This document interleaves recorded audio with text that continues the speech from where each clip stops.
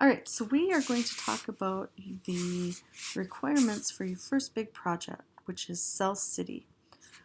So this is going to go over all of the information and the expectations and requirements for your Cell City project. The picture here you can see is an example that some couple students did a few years ago. So that just gives you a little idea of what kinds of things you're expected to do. So, dear 7th grade students, I am the president of a land development company called Cell City. We have purchased some land in North Dakota and are planning to build a city on this land. Since we want the city to run smoothly and interdependently like a cell, we would like to model the city after a cell. I am hiring you to come up with a plan for the city. You will be designing businesses and/or companies to represent the organelles and other components of the cell. You can use other parts of the city as well, besides just businesses. You will need to work collaboratively to develop your city model to present to the Cell City Board of Directors. Make sure you do some research on the cell theory and other cell-related vocabulary too. The following criteria and constraints must be used in the development of your model. So the criteria include: you must include all of the parts of the cell.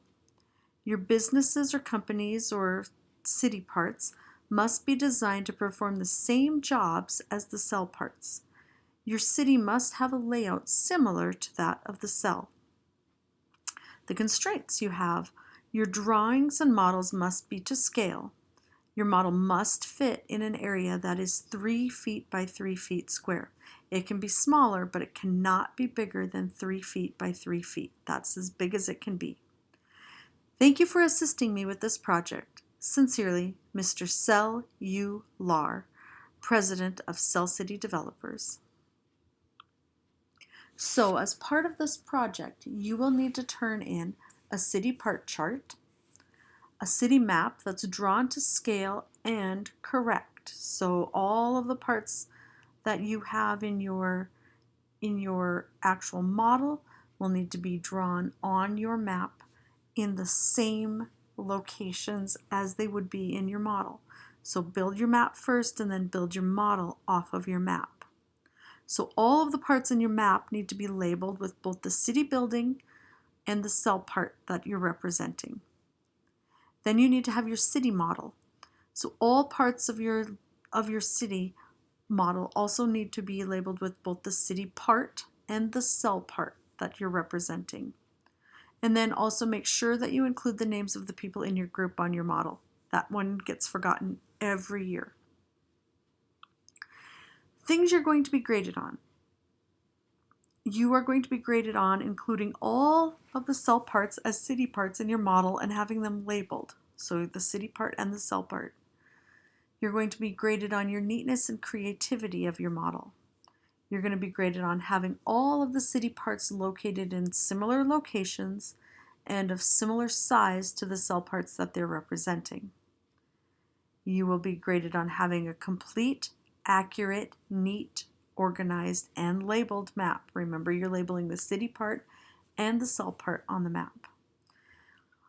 Having well thought out correlations between your city part and the cell part it is representing. So making sure that your city part is a good representation of that cell part. Being on task. So always be doing what you're supposed to be doing and not messing around or anything like that. And then finally, your group members are going to be grading your contribution to your group success too. So you'll grade yourselves and you will grade your group members, and that will be a portion of your grade on this project also. You may build your city out of whatever you choose. You must supply your own building materials for this, but they can be anything. So it can be cardboard boxes or pieces of tag board or craft supplies you have at home, toilet paper or paper towel rolls, clay, Legos, other building blocks, or anything else you can think of. It's really, sky's the limit on this. Nothing is off limits. You can use paper from the school if you want to do that, but most of the other stuff, like if you want to paint or something like that, you're going to need to provide your own paint. I also have hot glue guns. I have markers, crayons, scissors, and things like that available too.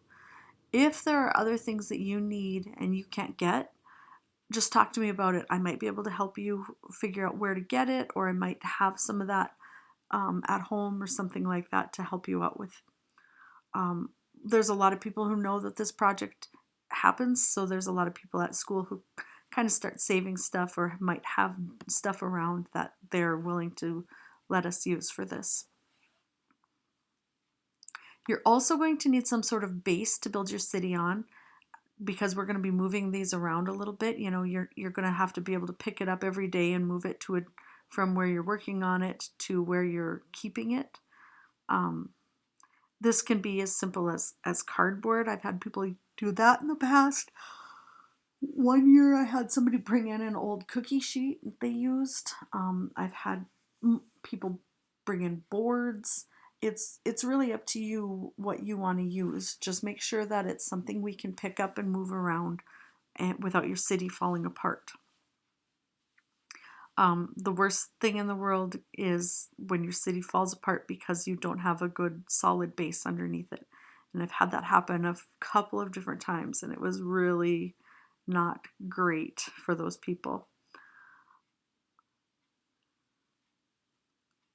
All of your building materials must be here on Monday, October 21st. We will start building on that date. If you do not have your materials with you, you will lose your on-task points that day.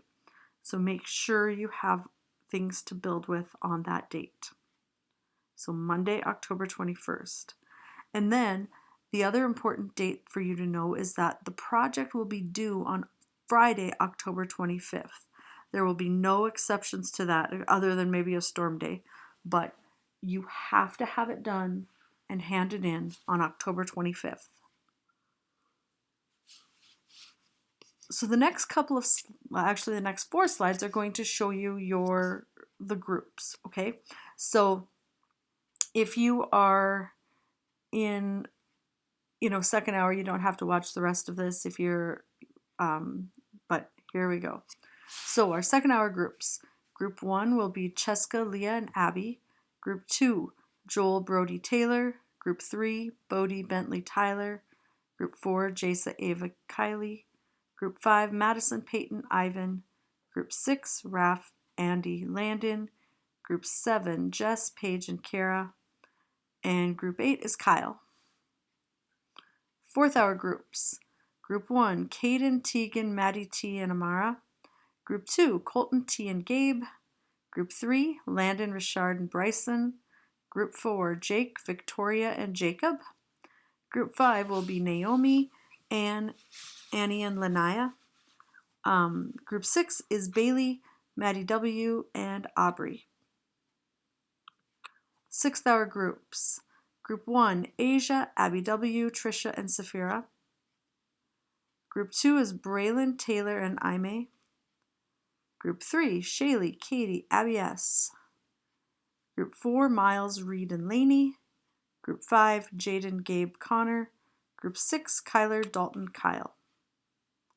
And then 7th hour groups will be Group 1, John, Scott, Jameson. Group 2, Aaron, Trevor, Charles. Group 3, Tessa, Ada Quincy. Group 4, Greta, Jovi, Sean. Group 5, Jessica, Michaela, Sophia. And Group 6 will be Jordan, Trevin, and Dylan. Don't think I've forgotten anybody, but if I did, let me know right away so I can get that taken care of. If you have any questions about this and you need some clarification or anything like that, make sure you email me and ask the questions. There's a lot of information also on Canvas about this project, and then there's also information on my webpage about this project. But email me. So remember, Mrs. Manlove, my website is mrsmanlove.weebly.com. If you want to email me, it's Joelle, Joelle, .manlove, MANLOVE, @k12.org. highliners.nd.us. Both of those things, my email address and my webpage, you can find through the highliners.org webpage, so the school webpage. So good luck and happy building.